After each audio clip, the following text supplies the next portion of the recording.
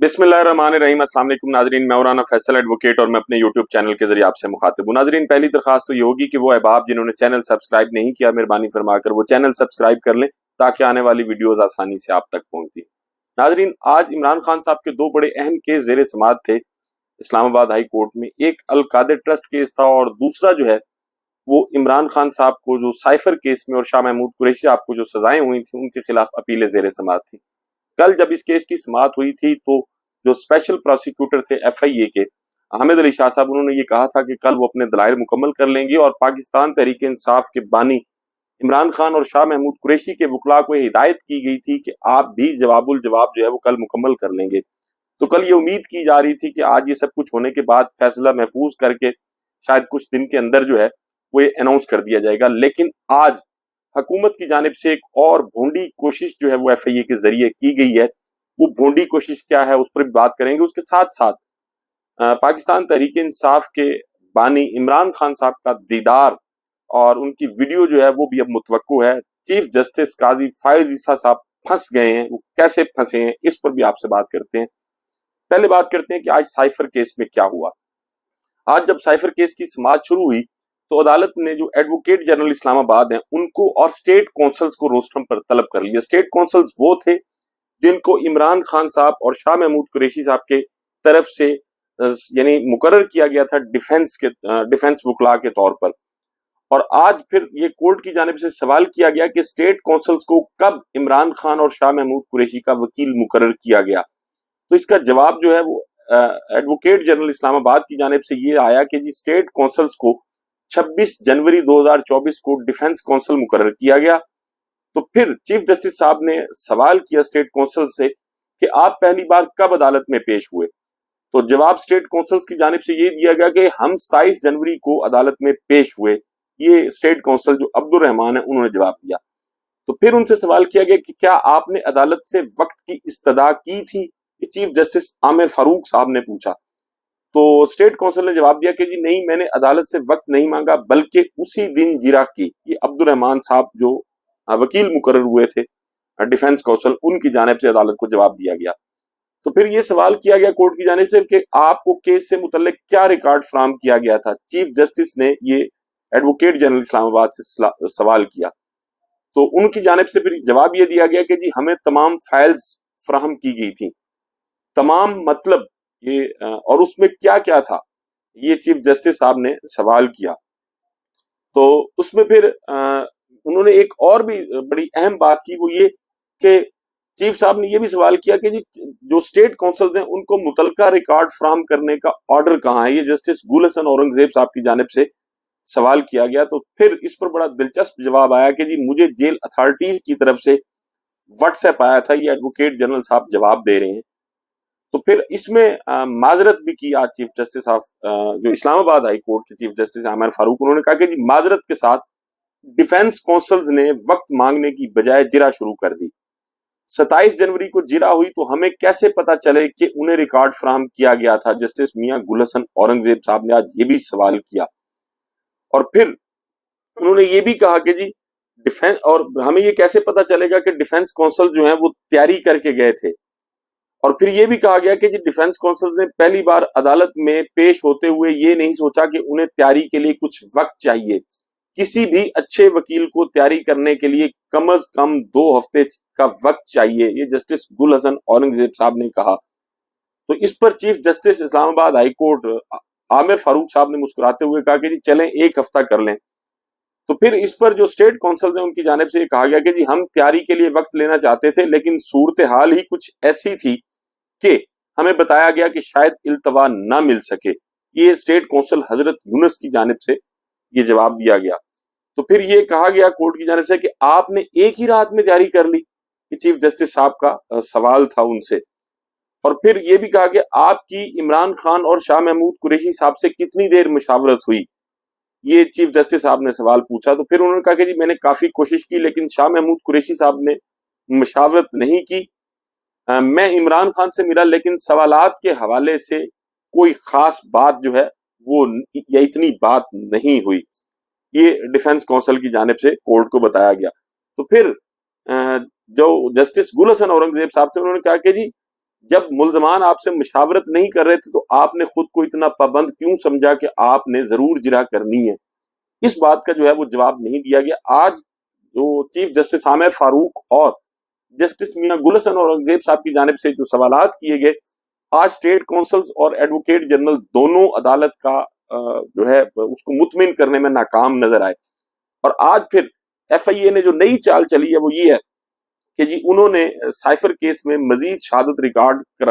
کرانے کے لیے ایک اپلیکیشن جو ہے وہ اسلام آباد ہائی کورٹ میں فائل کر دی اور یہ کہا ہے کہ جی اجازت مانگی ہے کورٹ سے کہ جی وہ عمران خان اور شاہ محمود قریشی صاحب کے خلاف مزید شہادت قلم بند کرانا چاہتے ہیں، کیونکہ آج ان کو دلائل مکمل کرنے کا کہا گیا تھا اور جواب الجواب بھی آج ہی مکمل کرنے کا کہا گیا تھا، لیکن اور پھر ایف آئی اے جو پراسیکیوٹر ہیں حامد علی شاہ صاحب ان کے جانب سے یہ بتایا گیا کہ جو ان کی والدہ بیمار ہیں اور وہ مانسہرہ چلے گئی ہیں، تو آج پھر یہ التوا کے لیے ایک مزید جو ہے وہ درخواست دائر کر دی گئی ہے کہ جی اس میں مزید شہادت جو ہے وہ ریکارڈ کرانی مطلوب ہے۔ تو پھر کورٹ کی جانب سے یہ بھی کہا گیا کہ جی سیدھا سیدھا بتا دیں کہ آپ کیس کو 2-3 ماہ لٹکانا چاہتے ہیں۔ اب اس کیس کی سماعت جو ہے وہ کل تک ملتوی کر دی گئی ہے۔ جہاں تک اس درخواست کا تعلق ہے کہ اس میں مزید شہادت قانونی طور پر ریکارڈ ہو سکتی ہے یا نہیں، تو اس کا جواب یہ ہے کہ پاکستان کا جو ضابطہ فوجداری ہے اس کے سیکشن 428 کے تحت یہ اختیار ہے کورٹ کو کہ جو اپیلٹ کورٹ ہوتی ہے کہ وہ شہادت جو ہے وہ مزید ریکارڈ کر سکتی ہے، اور یہ میں آپ کے سامنے پڑھ بھی دیتا ہوں۔ In dealing with any appeal under this chapter, the appellate court, if it thinks additional evidence to be necessary, shall record its reasons and may either take such evidence itself or direct it to be taken by a magistrate, or when the appellate court is a high court by a court of session or any magistrate۔ یعنی یہ تو clear ہو گیا کہ court جو ہے وہ اس میں additional evidence جو ہے وہ ریکارڈ کر سکتی ہے ایپیلیٹ کورٹ بھی۔ لیکن اب سوال ایک اور پیدا ہوتا ہے کہ جو آج ایف آئی اے کی جانب سے کہا گیا، چونکہ ڈونلڈ لو کو ایک سب کمیٹی میں طلب کیا گیا تھا، وہاں ان سے سوال جواب کیے گئے تھے اور اس میں انہوں نے ڈینائی کیا تھا جو عمران خان صاحب نے رجیم چینج کے حوالے سے بات کی تھی۔ تو اب اس میں دو باتیں ممکن ہیں، یا تو ڈونلڈ لو کو اس کیس میں بطور گواہ ایف آئی اے پیش کرنا چاہتی ہے، یا ڈونلڈ لو کی وہ شہادت جو ڈونلڈ لو نے یعنی ایک اپنا جو اس ایک کمیٹی میں لوگوں کے سوالات کے جواب دیے تھے، ان جوابات کو اور وہ سوال و جواب پر مبنی جو جتنی بھی گفتگو تھی اس ویڈیو کو بطور ثبوت جو ہے وہ عمران خان صاحب کے خلاف پیش کیا جائے گا۔ اب اگر تو اس ویڈیو کو پیش کیا جاتا ہے ایڈیشنل ایویڈنس کے طور پر، تو پھر اس ویڈیو کے لیے بھی یہ ضروری ہے، کیونکہ قانون شہادت یہ کہتا ہے کہ اگر کوئی ماڈرن ایکوپمنٹس کے ذریعے کوئی ایویڈنس کریٹ ہوئی ہے تو وہ ایڈمیزیبل ان ایویڈنس ہے، یعنی اس کو شہادت کے طور پر پیش کیا جا سکتا ہے، لیکن اس کے لیے بھی ضروری ہے کہ اس کا فورینزک ہو اور یہ ثابت کیا جائے کہ یہ ویڈیو واقعی درست ہے۔ اور اگر یہ ویڈیو درست ثابت بھی ہوتی ہے تب بھی ایک شخص جو یہ الیج کرتا ہے یا الزام لگاتا ہے کسی شخص پر کہ اس نے یہ کام کیا یا اس نے یہ کام نہیں کیا، تو پھر بھی اس کی ایویڈینشری ویلیو اس لیے نہیں ہے کہ اگر کوئی الزام لگایا جاتا ہے تو پھر اس کے لیے ضروری ہے کہ ایک تو وہ کورٹ میں آن اوتھ آ کے کہے اور پھر اس پہ ملزم کو کراس ایگزامن کرنے کا بھی موقع ملے۔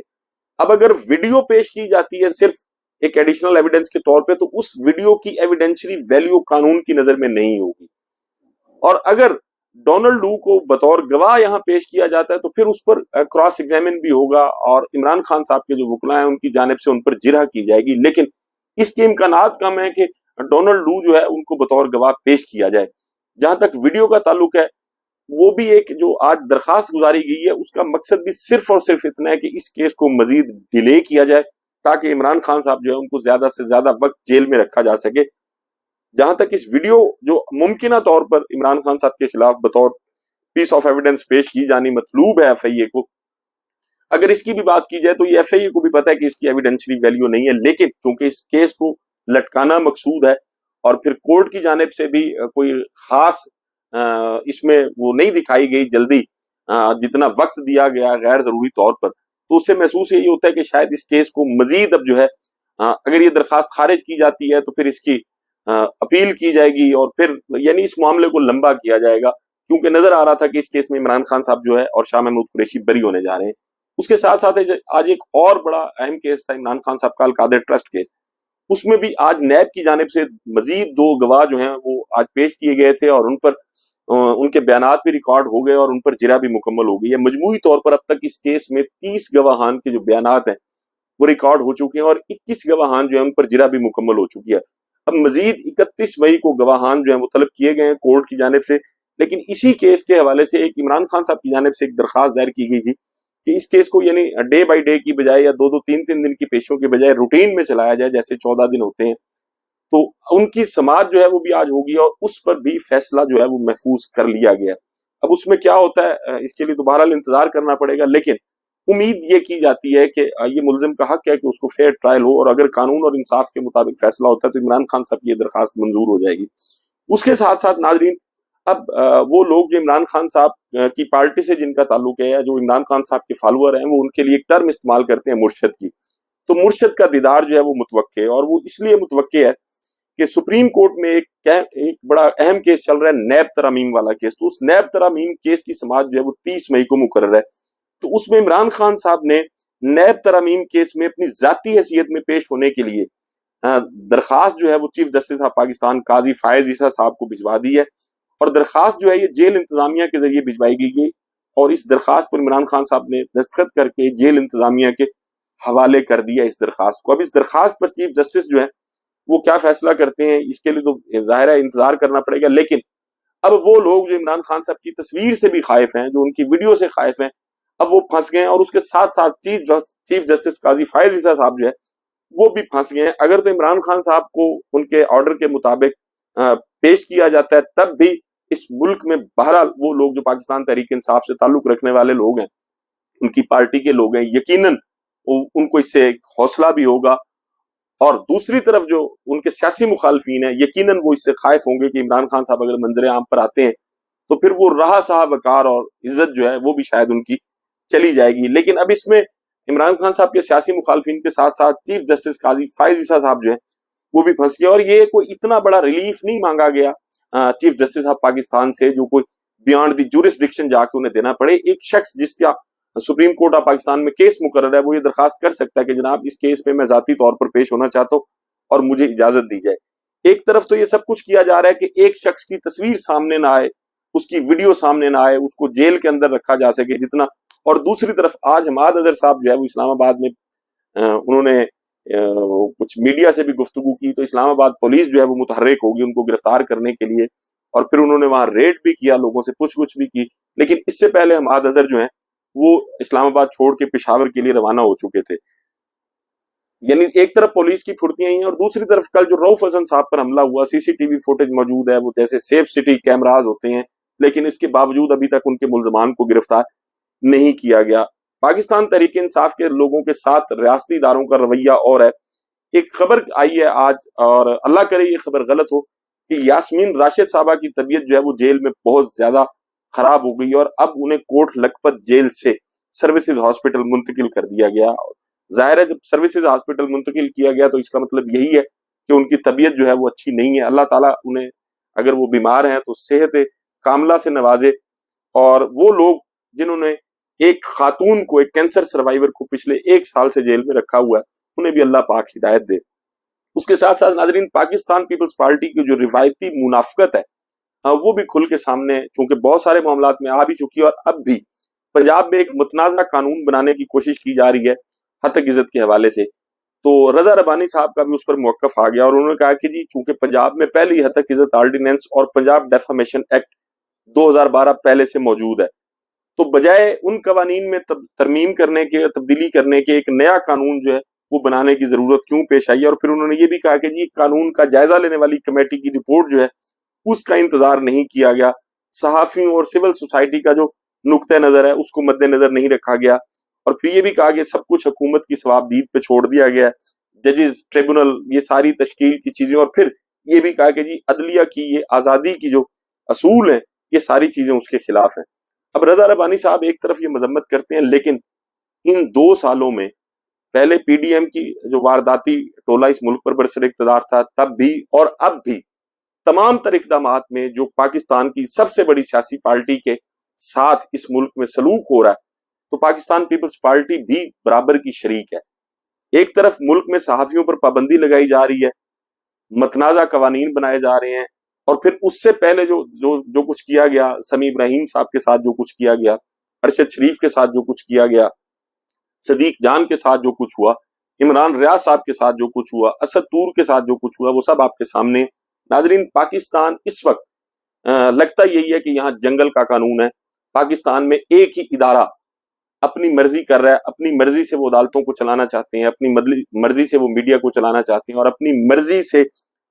وہ یہ چاہتے ہیں کہ صحافی بھی وہی سب کچھ کہیں جو وہ کہنا چاہتے ہیں۔ اللہ کرے پاکستان میں جو وکلاء کی تنظیمیں اور جو صحافتی تنظیمیں ہیں وہ اس کے خلاف نہ صرف آواز بلند کریں بلکہ اس کے خلاف ان کو کورٹ میں بھی جانا چاہیے، اور امید یہی ہے کہ اس قانون کو چیلنج کیا جائے گا۔ ناظرین، آپ سے ملاقات ہوگی اگلی ویڈیو میں۔ اپنا اور اپنے ارد گرد کے لوگوں کا بہت خیال رکھیے گا۔ اللہ حافظ۔